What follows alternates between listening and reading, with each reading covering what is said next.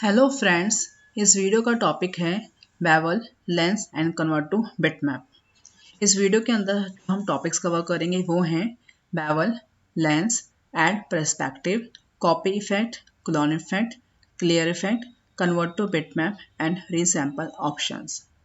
तो फर्स्ट बात करते हैं बेवल की। Bevel effect adds 3D depth to a graphic or text object by making its edges appear sloped, cut at an angle.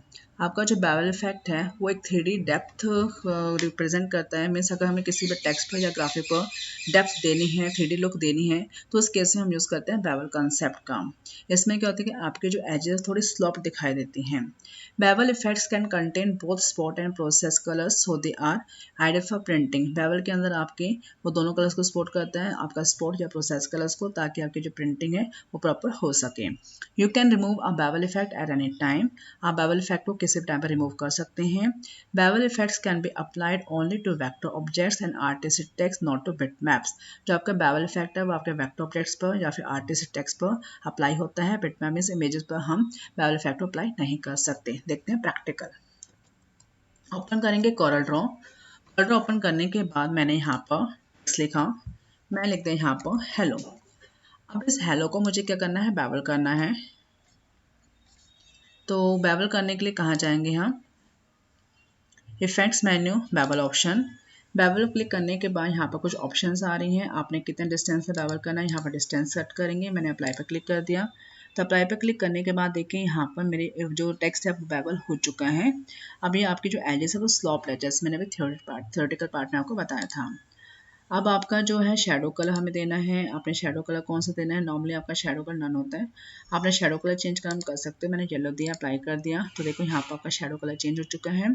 इस तरह से आपका जो लाइट का कलर आपने उसको भी चेंज करना है। आप लाइट का कलर यहाँ से चेंज कर सकते हैं। ये आपका लाइट कलर है, तो किस कलर से लाइट आ रही है, जैसे लाइट कलर अप्लाई करेंगे तो आपका जो ओरिजिनल कलर वो आपका हाइड हो जाएगा। आप लाइट की इंटेंसिटी कितनी सेट करनी है, मीन्स अमाउंट कितनी सेट करनी है, यहाँ से आप लाइट की इंटेंसिटी सेट करेंगे। किस डायरेक्शन में आपने इसको बेवल करना है, ये बेवल के डायरेक्शन ऑप्शन है। एल्टीट्यूड आपका कितना रखना है, अपना कितना डेप्थ रखनी है, आप यहाँ से उसको सेट करेंगे। अगर आपने बेवल को सेंटर की तरफ देना है तो सेंटर पर क्लिक करें, अप्लाई कर दें, तो आपका जो बेवल वो सेंटर की तरफ चला जाएगा। ऑलरेडी मेरा सेंटर की तरफ था क्योंकि मैं डिस्टेंस ज़्यादा इंक्रीज कर रखा है। अप्लाई किया। अगर आपने सेंटर की तरफ करना है तो टू सेंटर ऑप्शन ऑन कर दें, अप्लाई कर दें, तो आपका जो बेवल इफेक्ट है वो हर एक जो आपका ऑब्जेक्ट है उसके सेंटर की तरफ चला जाएगा। अब इस तरह से अगर मैं बेवल किसी भी ऑब्जेक्ट पर देना तो हम ऑब्जेक्ट पर दे सकते हैं। जैसे हमने कोई रेक्टेंगल सर्कल कुछ भी ड्रॉ किया है उसको बेवल करना तो आप इसलिए बेवल कर सकते हैं। तो ये कंसेप्ट था आपका बेवल कंसेप्ट। नेक्स्ट आपका lens. Lenses change how the object area beneath the lens appear. Means object क्या करते हैं कि आपका जो ऑब्जेक्ट एरिया है, मीन्स सपोज करो मैं एक इमेज रखी, इमेज के टॉप पे मैंने एक सर्कल रख दिया, मैं सर्कल को एज ए लेंस यूज़ कर रही हूँ। तो उस सर्कल में से मेरा जो नीचे वाला ऑब्जेक्ट है, मेरी जो बॉटम वाली इमेज है वो कैसे दिखाई देगी, उस कंसेप्ट के लिए हम यूज़ करते हैं लेंस कंसेप्ट का। Note the actual properties and attributes of the object. You can apply lenses to any vector object such as rectangle, ellipse, closed path और polygon। आप लेंस के फॉर्म में किसी भी वेक्टर ऑब्जेक्ट को यूज कर सकते हैं, जैसे रेक्टेंगल हो गया, एलिप्स हो गया, आपका क्लोज पाथ है, polygon. You can also change the appearance of artistic text and bitmaps. आप जो आर्टिस्टिक टेक्स्ट है और जो बिटमैप है उनके अपीयरेंस को चेंज कर सकते हैं लेंस ऑप्शन के through. When you apply a lens over A vector object the lens itself becomes a vector image. जब हम किसी भी वेक्टर ऑब्जेक्ट पर लेंस अप्लाई करते हैं तो लेंस आपका क्या एक तरह से वेक्टर इमेज बन जाती है। Likewise, if the lens is placed over a bitmap, the lens also become bitmap। अगर हम लेंस को किसी बिटमैप के ऊपर रखते हैं, मीन्स इमेज के ऊपर रखते हैं, तो आपका जो लेंस है वो भी आपका बिटमैप हो जाता है। देखते हैं प्रैक्टिकल। अब फर्स्ट मैंने यहाँ पे एक इमेज इंपोर्ट की। मैं फाइल इंपोर्ट में गई। इंपोर्ट में जाने के बाद मैंने यहाँ से एक इमेज इंपोर्ट कर ली। ठीक है। अब इसे मैंने यहाँ पर स्केल किया। मुझे यहाँ पर इसके ऊपर लेंस रखना है, तो मैंने यहाँ पे ले लिया एक सर्कल। सर्कल में आप कोई भी कलर फिल कर दें, स्टार्टिंग में कोई प्रॉब्लम नहीं है।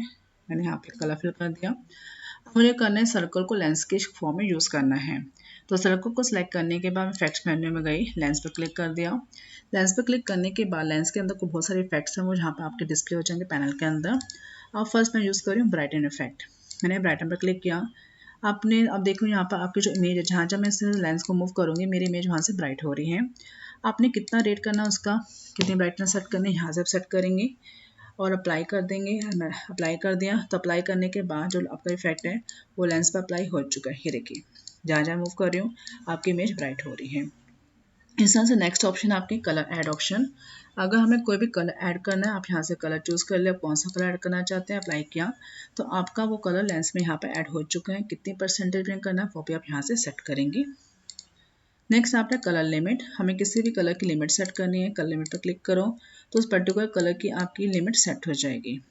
ये कलर लिमिट ऑप्शन थी। कस्टम कलर मैप, अगर हमें यहाँ पर 2 कलर्स में उसको चेंज करना है तो हम यूज़ करते हैं कस्टम कलर मैप का। तो मैंने यूज़ किया ग्रीन एंड वाइट, अप्लाई कर दिया तो जहाँ देखना आप 2 ही कलर्स इसमें विजिबल हैं, ग्रीन एंड वाइट। तो इस तरह से लेंस ऑप्शन को तो डिफरेंट इफेक्ट्स अप्लाई कर सकते हैं वेक्टर पर या बिटमैप इमेजेस पर। देन आपका ऑप्शन है फिश आई। फिश आई का कंसेप्ट मैं अभी बताती हूँ आपको। यहाँ पर भी आपको समझ नहीं आएगा फिश आई बेसिकली क्या है। Heat map option, heat map का यूज़ करते हैं बर्न करने के लिए। अब जैसे जैसे आप इसको पैलेट ऑफ रोटेशन देंगे, आप देखें यहाँ पर कलर आपका वेरी हो रहा है, तो जैसे हमने बर्न करना हम यहाँ पर हीट मैप का यूज़ कर सकते हैं। इन्वर्ट ऑप्शन, इन्वर्ट में क्या होता है, अपोजिट होता है, जो इमेज में आपके कलर्स हैं उसका वो इन्वर्स कर देगा। मैग्नीफाई, मैग्नीफाई होता है जूम करना, और मैंने मैग्नीफाई अप्लाई कर दिया। अब देखें यहाँ पर फर्स्ट मुझे इमेज प्रॉपर नहीं दिखाई दे रही थी, अब मैंने मैग्नीफाई किया तो मेरी इमेज प्रॉपर जूम होके देखो ट्रीज, आप देखिए ट्रीज, ये बॉटम में आपके जो स्टेज है ये सारे मुझे प्रॉपर विजिबल है। अब कितना जूम करना है वो हम डिसाइड करेंगे। यहाँ से हम सेट करेंगे जूमिंग लेवल, अप्लाई कर दिया तो आपकी जो इमेज है वो उतनी यहाँ पे जूम होती जाएगी। ये देखिए। देन आपका ऑप्शन है टेंडेड ग्रे स्केल, हमें इसको ग्रे स्केल में कन्वर्ट करना है। कोई भी आप कलर चूज़ करेंगे, अप्लाई कर दें तो वो इमेज आपकी उसी कलर में ग्रे स्केल हो जाएगी। देन आपका ट्रांसपेरेंसी, आपने ट्रांसपेरेंसी देनी है, आप ट्रांसपेरेंसी सेट कर सकते हैं, किस कलर में ट्रांसपेरेंसी देनी है वो आप यहाँ से सिलेक्ट करेंगे। देन लास्ट आपका वायर फ्रेम है, अगर हम इसको वायर फ्रेम में कन्वर्ट करना है, कौन सा कलर फिल करना है, आउटलाइन कलर कौन सा देना है, तो ये आपका वायर फ्रेम है। तो वायर फ्रेम में आपका बटन कॉन्सेप्ट शो नहीं होगा। तो ये कॉन्सेप्ट आपके लेंस के। अब नेक्स्ट ऑप्शन है, जैसे मैं अगेन मैग्नीफाई पे आई, मैंने अप्लाई कर दिया। अब ये ऑप्शन है फ्रोजन ऑप्शन। अब देखो जैसे मैं लेंस अगर इमेज के टॉप पे है तो मुझे इफेक्ट दिखाई विजिबल है, जैसे मैं लेंस को बाहर लेके जाती हूँ तो मेरा इफेक्ट विजिबल नहीं। मैं चाहती हूँ कि जो लेंस के अंदर जहाँ से मुझे इतना पोर्शन मुझे लेंस के अंदर फ्रीज करना है जूम करके, तो मैंने यहाँ पर क्लिक किया, फ्रोजन पर क्लिक कर दिया, अप्लाई कर दिया। तो जब मैं सर्कल को बाहर लेके जाऊँगी तो उतना पोर्शन जूम होकर मेरा सर्कल के अंदर फ्रीज हो चुका है। अब नेक्स्ट है view point option. View point means हमें क्या करना है, इमेज को और पोर्शन में मुझे उसको ऑब्जेक्ट को शो करना है। मैंने यहाँ पे एक रेक्टेंगल ले लिया। अब मुझे इस रेक्टेंगल के अंदर ये वाला पोर्शन जूम करके यहाँ दिखाना है, तो मैं व्यू पॉइंट पर क्लिक करूँगी, एडिट पर क्लिक किया। अब जो क्रॉस पॉइंट है उसको हम मूव कर दो, जो पोर्शन आपने दिखाना है मुझे ये वाला पोर्शन वहाँ दिखाना है। तो मेरा क्रॉस पॉइंट यहाँ चला गया, मैंने अप्लाई किया। तो अप्लाई करने के बाद देखिए मेरा ऑब्जेक्ट यहाँ पर है और ये वाला पोर्शन यहाँ पर जूम होकर डिस्प्ले हो गया। तो इसलिए हम यूज़ करते हैं व्यू पॉइंट कॉन्सेप्ट का। तो ये थी आपकी लेंस ऑप्शन। नेक्स्ट आपका फिश आई। ठीक है, अब मैंने यहाँ पर इलिप्स टूल ले लिया, एक छोटा सा सर्कल ड्रॉ किया। अब इस सर्कल के थ्रू मैं बहुत सारे सर्कल ड्रॉ करूँगी। मैंने यहाँ पर इसको मूव कर दिया, डुप्लीकेट कॉपी कट कर दी और कंट्रोल डी किया इस तरह से। फिर मैंने सबको सिलेक्ट किया, नीचे की तरफ मैंने मूव कर दिया और मैंने कंट्रोल डी किया डुप्लीकेट कॉपी क्रिएट करने के लिए। अब इन सबको मैंने ग्रुप कर दिया, कंट्रोल जी। ग्रुप करने के बाद मैं इनके टॉप में एक सर्कल ड्रॉ करूँगी। मैंने यहाँ पे एक सर्कल ड्रॉ किया। अब इस सर्कल पर मैं अप्लाई कर रही हूँ फिश आई कॉन्सेप्ट। फिश आई पे क्लिक किया, रेट कितना रखना है मैंने अप्लाई कर दिया। तो आप जितना रेट सेट करेंगे उसके अकॉर्डिंग वो सेंटर से जूम करके इस तरह से डिस्प्ले कर देगा। फिर मैंने फ्रोजन पे क्लिक किया, अप्लाई कर दिया। तो ये देखिए इतना पोर्शन मेरा इसके अंदर जूम होकर सेट हो चुका है। इस तरह से आपने कोई भी शेप ड्रॉ करनी है इसलिए फिश आई कंसेप्ट के थ्रू ड्रॉ कर सकते हैं। अदरवाइज आपको लग रहा हो कि कैसे बनाएंगे, पता नहीं कैसे बना होगा, बट बहुत ईजी है। तो ये कंसेप्ट था हमारे लेंस ऑप्शन। नेक्स्ट है add perspective. Adding perspective to objects creates the illusion of distance and depth. जैसे हमें कोई भी पर्सपेक्टिव व्यू क्रिएट करना है, पर्सपेक्टिव व्यू का मतलब होता है कि जैसे सपोज मैं एक रोड में खड़े तो वहाँ से मुझे चौड़ी दिखाई देगी, बहुत लंबी रोड है जहाँ मैं खड़े चौड़ी दिखाई देगी। वो बिल्कुल अगर मैं स्ट्रेट देखती हूँ आई लेवल तो मुझे वो रोड जुड़ती हुई दिखाई देगी। तो उसे बोलते हैं add perspective option. You can create a perspective effect by shortening one or two sides of an object. किसी भी ऑब्जेक्ट की एक या एक से ज़्यादा साइड्स को हम शॉर्ट करके पर्सपेक्टिव इफेक्ट क्रिएट कर सकते हैं। This effect gives an object the appearance of receding in one or two direction, thereby creating one point perspective or two point perspective. हम वन पॉइंट या टू पॉइंट पर्सपेक्टिव क्रिएट कर सकते हैं। देखते हैं कैसे करना है। अब अगेन मैं यहाँ पर टेक्स्ट लिखूंगी, पर्सपेक्टिव व्यू मैंने यहाँ पर लिख दिया। अब पर्सपेक्टिव व्यू लिखने के बाद मुझे करना है इस पर पर्सपेक्टिव ऐड करना है। तो मैं इफेक्ट्स मेन्यू के अंदर गई, add perspective. Add perspective add करने के बाद यहाँ पे ग्रिड आएगी। अब जैसे भी आपने इसका पर्सपेक्टिव बनाना है तो आप उसके अकॉर्डिंग जो ये लाइंस हैं आपको दिखाई दे रही है, हम इनको अंदर या बाहर की तरफ ड्रैग करेंगे। ये देखिए, ये जब हम दोनों को मिला देते हैं तो ये आपका क्रॉस पॉइंट यहाँ आता है। क्रॉस का मतलब vanishing point means ending point. जितना भी आपने सेट करना है आप इस तरह से पर्सपेक्टिव बना सकते हैं किसी भी एंगल में। देखिए,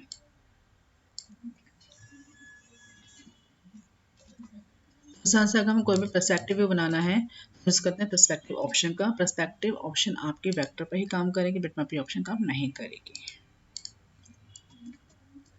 नेक्स्ट है copy effect and clone effect. Coreldraw lets you copy one object's attributes to another. You can copy special effects tools properties like contour blend. अगर हमें किसी भी ऑब्जेक्ट की प्रॉपर्टीज को दूसरे में कॉपी करना है तो यूज करते हैं कॉपी फैक्टर। जैसे हम कॉन्ट्योर या ब्लेंड जो मैंने लास्ट वीडियो में आपको बताए थे, उन टूल की प्रॉपर्टीज को अगर हमें कॉपी करना है तो हम इस ऑप्शन का यूज करते हैं। देखते हैं कैसे।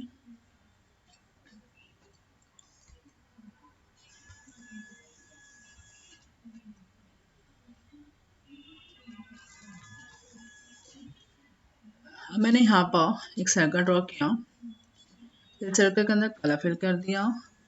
मैं यहाँ पर गई कॉन्टूर ऑप्शन पर, मैंने इस पर कॉन्टूर स्टेप्स अप्लाई कर दी। आपने जो भी कलर चेंज करना आप कर सकते हैं। अब फिर मैंने यहाँ पे एक सेकंड सर्कल ड्रॉ किया और फिर यहाँ पे एक थर्ड सर्कल ड्रॉ कर दिया। मैंने इसको सिलेक्ट किया, इस वाले सर्कल को। इफेक्ट्स मेन्यू में गई, कॉपी इफेक्ट। क्या करना है, अब देखो मैंने कॉन्टूर अप्लाई किया तो ये ऑप्शन मेरी ऑन हो गई है। तो ये जो इफेक्ट्स है हम इन्हीं को कॉपी कर सकते हैं। तो मैंने कॉन्टूर फ्रॉम किया, कहाँ से, यहाँ से। यस, तो देखिए मेरा जो कॉन्टूर यहाँ पर कॉपी हो गया है। मीन्स कलर वेयर कॉपी नहीं होगा, उसकी प्रॉपर्टीज कॉपी होंगी। ओके, अब यहाँ पर मुझे चेंजेस करने हैं तो मैंने इसको सिलेक्ट किया। अब देखो जब मैं यहाँ पर चेंजेस करूँगी तो मेरी ओरिजिनल में चेंजेस नहीं हो रहे क्योंकि ये कॉपी है। तो कॉपी का मतलब होता है कि अगर एक ऑब्जेक्ट की प्रॉपर्टीज को दूसरे में मूव कर कॉपी करना है तो हम कॉपी इफेक्ट का यूज़ कर सकते हैं। अब नेक्स्ट आपका है clone. Coreldraw lets you create clone of one object's attributes to another. अगर हमें एक ऑब्जेक्ट की प्रॉपर्टीज को दूसरे में हमें क्लोन करना है, जैसे कॉन्ट्योर या ब्लेंड वगैरह, तो हम यूज करते हैं क्लोन इफेक्ट का। देखते हैं कैसे। अब अगेन मैं कोरल में आई, जो मेरा थर्ड सर्कल है मैं इस पर क्लोन करूंगी। मैंने इसको सिलेक्ट किया, इफेक्ट्स मेन्यू पे गई, क्लोन इफेक्ट। कहाँ से क्लोन करना है, कॉन्ट्योर फ्रॉम, यहाँ से। अब देखो यहाँ पर अब क्लोन आपका कॉपी हो चुका, ये आपका क्लोन है और ये आपका कॉपी था। तो जब मैं ओरिजिनल में चेंजेस करूँगी तो ओरिजिनल में चेंजेस करने पे क्या होगा, देखो जो मेरा कॉपी वाला ऑब्जेक्ट है उसमें चेंजेस नहीं हो रहे। इसमें मैंने कॉपी इफेक्ट किया था, ये मेरा क्लोन इफेक्ट है। तो जब हम क्लोन करते हैं तो क्या होता है कि जब हम ओरिजिनल में चेंजेस करते हैं तो वो चेंजेस आपके क्लोन वाले में भी होते हैं बट कॉपी वाले में नहीं होते हैं। तो ये आपका डिफरेंस है कॉपी इफेक्ट आपका क्लोन इफेक्ट के अंदर। नेक्स्ट आपका क्लियर इफेक्ट। अगर हमें इफेक्ट को क्लियर करना है तो हम यूज़ करते हैं क्लियर इफेक्ट का। अब मुझे इफेक्ट को हटाना है, इसको सिलेक्ट करूँगी, इफेक्ट्स मेनू के अंदर गई, मैंने यहाँ पर क्लिक किया क्लियर कॉन्टूर पर। जब मैंने ओरिजिनल से क्लियर किया तो मेरा क्लोन में भी क्लियर हो गया बट कॉपी में क्लियर नहीं हुआ क्योंकि वो आपका कॉपी था, वो आपका क्लोन था। तो इस तरह से यूज़ करते हैं इन ऑप्शंस का। नेक्स्ट है कन्वर्ट टू बिटमैप। अगर हमें किसी भी ऑब्जेक्ट को बिटमैप में कन्वर्ट करना है तो हम यूज़ करते हैं कन्वर्ट टू बिटमैप ऑप्शंस का। कन्वर्टिंग ए वेक्टर ग्राफिक और object to a bitmap lets you apply special effects to the object with CorelDRAW. अगर हमें किसी भी ऑब्जेक्ट पर, वेक्टर ऑब्जेक्ट पर हमें बिटमैप के इफेक्ट्स को अप्लाई करना है तो हम उस वेक्टर ऑब्जेक्ट को बिटमैप में कन्वर्ट कर देते हैं। तो process of converting a vector graphic to bitmap is known as rasterizing. Means अगर हम किसी भी वेक्टर ग्राफिक को बिटमैप में कन्वर्ट करते हैं तो उस प्रोसेस को हम बोलते हैं रास्टराइज करना, रास्टराइजिंग। When you convert the vector graphic, you can select the color mode of the bitmap. जब हम कलर वेक्टर ग्राफिक को कन्वर्ट करेंगे तो हम बिटमैप का कलर मोड सेलेक्ट करेंगे। A color mode determines the number and kind of color color that make up the bitmap, so the file size is also affected. जो color mode है वो decide करेगा कि आपका जो bitmap है उसमें किस टाइप के कलर यूज होंगे, उससे आपका जो फाइल का साइज है वो भी इफेक्ट होता है। देखते हैं प्रैक्टिकल। मैं यहाँ पर आई, मैंने यहाँ पे एक सर्कल ड्रॉ कर दिया। आप सर्कल ड्रॉ करने के बाद मुझे इसको कन्वर्ट टू बिटमैप करना। देखिए यहाँ पर बिटमैप के अंदर कुछ ऑप्शंस हैं, ये सारे बिटमैप के ऑप्शंस हैं जो कि मेरी वर्क नहीं कर रही, क्यों? क्योंकि मेरा वेक्टर ऑब्जेक्ट है। तो मैं बिटमैप के अंदर गई, कन्वर्ट टू बिटमैप पर क्लिक कर दिया। कन्वर्ट टू बिटमैप पर क्लिक करने के बाद अब इसकी रेजोल्यूशन में कितनी रखनी है, रेजोल्यूशन सेट करेंगे। कौन सा कलर मोड सेट करना है, मोस्टली हम CMY के कलर मोड सेट करते हैं कलर के अंदर। हमें इसका जो बैकग्राउंड वो ट्रांसपेरेंट रखना है, तो आपके जो एजेस है यहाँ से ट्रांसपेरेंट रहेगा।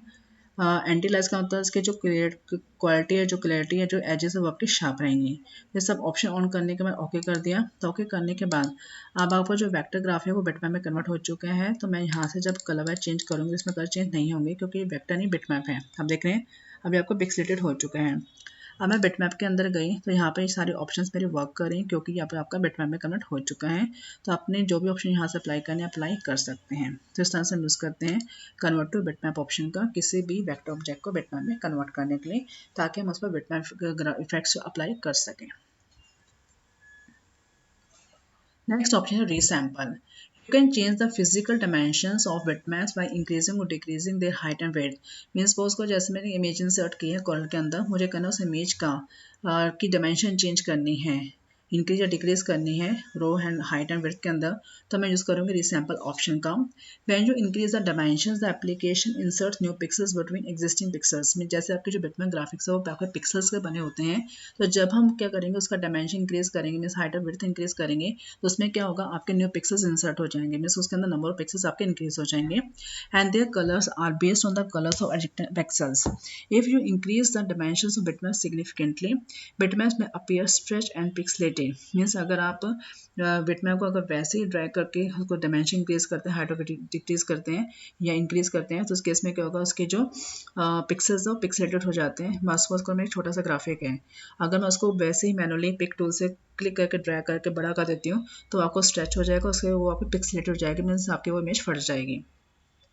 The size of the bitmap on your screen depends on the pixel height and width of the bitmap on the zoom level। तो साइज आपका बिटमैप को डिपेंड करता है अपने स्क्रीन के साइज पर, उसके हाइट और विड्थ पर, आपका जूमिंग लेवल आपने क्या सेट कर रखा है कलर के अंदर, एंड ऑन जो मॉनिटर सेटिंग और आपके मॉनिटर सेटिंग्स पर। As a result the size of the bitmap may appear different on your screen and in print. अब आपका जो साइज है बिटमैप का वो आपके प्रिंटिंग में और आपके जो स्क्रीन पर वो आपका डिफरेंट होता है, डिपेंड करता है आपके जूमिंग लेवल पर या आपकी रेजोल्यूशन पर।